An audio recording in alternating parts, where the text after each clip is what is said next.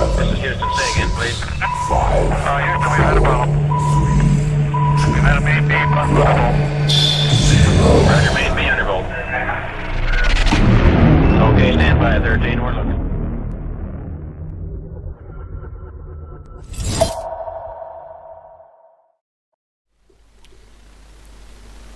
We got one more picture up for debate today, and the topic is fake images or misunderstood images. And I think many of you heard about the humanoid sitting on the rover. Sorry, I'm laughing a little bit here, but there is no humanoid sitting on any rover, and I know that also this time Neville can tell us exactly why. We have some pictures here that we want to show you also, both of the supposed humanoids and the rover with illustrations on, so you can see what we are actually talking about. Neville, you came up with this image with the red illustrations on that we are seeing here in the background, and yeah, this is an image of, it's actually an image from the Navcam Sol 50. It's of it's just of the reflection of the shadow of the rover on the ground. Now what you can see is on the right hand side you can see actually the mast with the head on. It's got the cameras, the mast cameras and that in.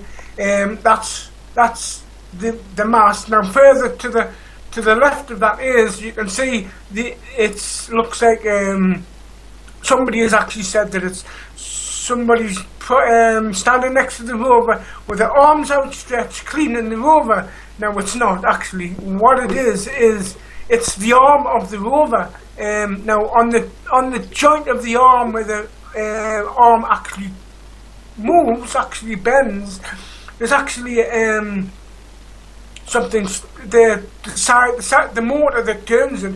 That's what's on that part there. That's what you can see sticking out. That's what is looking like a hand grip or something. Yeah. Now, the bottom part of the arm goes down and it connects onto the rover body, where onto the front of the rover. Now, the other arm actually moves along, and it's actually got the tool head on. The tool head, which has all the drilling tools, the micro camera, the hand camera. It's got all sorts of different tools on that actually spins round, and somebody says you can see hair and that there. It's not. That's actually wires. The wires that actually connect each tool together and supply power to each part of the tools on the head, you know. It's not somebody standing next to the rover. If it was someone standing next to the rover, on the other shots we would be able to see footprints in the sand, you know, which we can't see, which I've checked and double checked, and you can't see them. This was early Sols 50, so yeah, I remember the picture of the footprint, and when we got the original picture there was nothing on it, so it was a faked picture for sure. That's sure. Yes, there was another image faked of a footprint next to the rover, and I found the original, and I've actually got it somewhere. I don't know where I've got it. I've got hundreds of thousands. We are putting it up in the background here now. All right, okay. But there's loads of different fake stuff, you know, that you find, and I don't know why people do it. I don't know why people say that there's people there and stuff like that, because I remember this the story about the humanoid sitting on the rover, and I was like doing the face palm, thinking, no, what are people thinking? And everybody who has been studying Mars, everybody who has been studying Curiosity images just for a little while, a month or two or more, would have seen the images of Curiosity and all the equipment sitting on the arms, and they would realize right away there is no one sitting on the rower. This one was brought on multiple YouTube channels and Warriors Facebook group as some kind of sensation that someone finally found a humanoid on Mars. But sorry for those who believed in it. There is no humanoid. There might be humanoids on Mars, but I can guarantee you they are not sitting on the rover in any of the pictures from NASA. That's for sure. Yeah, true. It could be. You know, we actually don't know, but it could be. But this is actually the shadow of the tool arm on the ground. So very sorry for people who said, "Oh, it's someone standing there cleaning the rover." It's not. How was it with the story with this one? Was the story, wasn't it, that this humanoid was supposed to be the one that cleaned the rowers? I have a little difficulties to remember that one, but wasn't that something about that? They claimed that that was the humanoid that actually cleaned the solar panels, so the rover got power from the sun. Well, there's another image. There was a video made about it, about early on in the mission, the rover was clean, and it got dirty, then it was clean again. Now, what they've actually done with that is, I've actually took the video apart and checked out the different rovers. Now, Spirit Rover and Opportunity Rover look exactly the same. They both sent out at the same time, and they both got exactly the same tools on them, so they look exactly the same. Now, the only way you can tell that the different rovers is if you study Mars, if you study the Mars locations where these images were taken, and you notice the backgrounds. Now the backgrounds, one of them is actually in from SAR 1000, that's Spirit Rover. Now the next image, which is taken 3 minutes and 41 minutes into the video, is an Opportunity image taken at SAR 2811. Now the third image, which is supposedly said that the rover had been cleaned, was taken right at the beginning of the Opportunity mission from SAR 322. So they've actually reversed the images round so that when the rover was dirty, presented the clean rover at the end of the video as it was looking like that now. Yeah, they made it look as if the rover had been dirty and it's been cleaned, but it hasn't. The last image shown when it was cleaned was from the beginning of the mission, when the first rover deck image was taken. Yeah. So there is no rover being cleaned by humanoids. There was another anomaly or misunderstood anomaly that we have seen from the rover also. So it's from Opportunity and Spirit. That's true. And they look exactly, because I remember when I started looking at these Mars anomalies, I found one of those pictures and I was like, wow, that looks like this huge machine from Star Wars where all these robots are in, and you know, the one who came driving with the big caterpillar wheels there when they just landed on Tatooine. No, it's actually the underside of the solar panels, because the cameras are like underneath the solar underneath the panels. Now I think it's the rear. I think it's the rear that you can see them the most. The rear cam, you can actually see the two square sections on either side, on the underside of the panels, where the where all the electronics are, where the all the power from the rovers is channeled into these boxes, which power the rover. You see. I have actually got photographs of them where the rover is actually being assembled on Earth. You can see when the sides, when the rover is like folded up before it goes into the landing platform, you can actually see the underside of the panels are gold with these square sections on underneath, you know. So that's what they are, you know. People just look at the images and think crazy things, but if they actually take the time to find out. To look at the First time I saw it, I posted it right away and said, "What the heck is that?" And I got a post from some annoying guy called Neville Thompson and said, "He's listen to this," and oh, all right. And then I looked and oh yeah, he's right, this guy here. So that was one of my first meetings with Neville Thompson. Yes, I do sometimes come across as being somebody who thinks he knows it all, but I do, because I look at them and I think many people do the same mistake as I do, or as I did with this one here, and that is they see it and they're thinking, wow, and then they post it without asking for an explanation.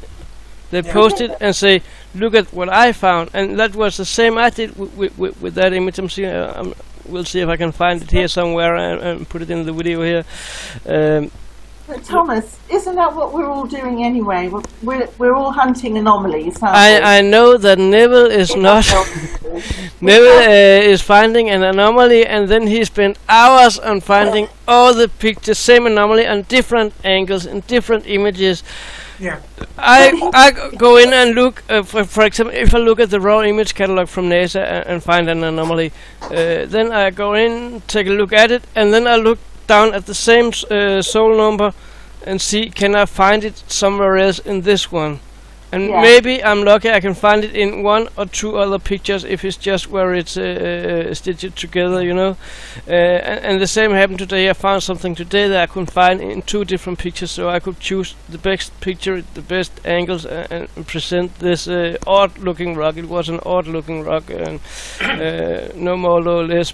But I know that Neville, he is going through the souls before, the souls after, all of the pictures, and he have all his high-tech equipment and you name it. And so if anybody knows about it, it would be Neville. But I'm gonna. Can I say that we've got to remember there are people that work at different levels of knowledge, different levels of being perceptive. But, you know, we can't just expect everybody to be technically minded. No, exactly. What Neville does is fantastic. It is. He has the knowledge. It's a big help to understand.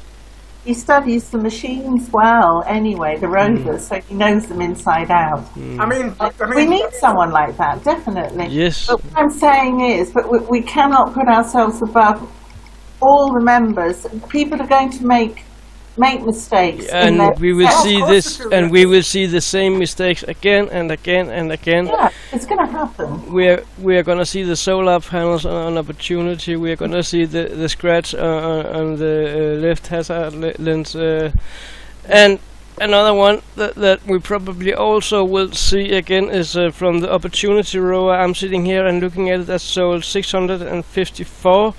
Yes. And there is a text to this picture here. At first glance, it looks like a UFO on the horizon.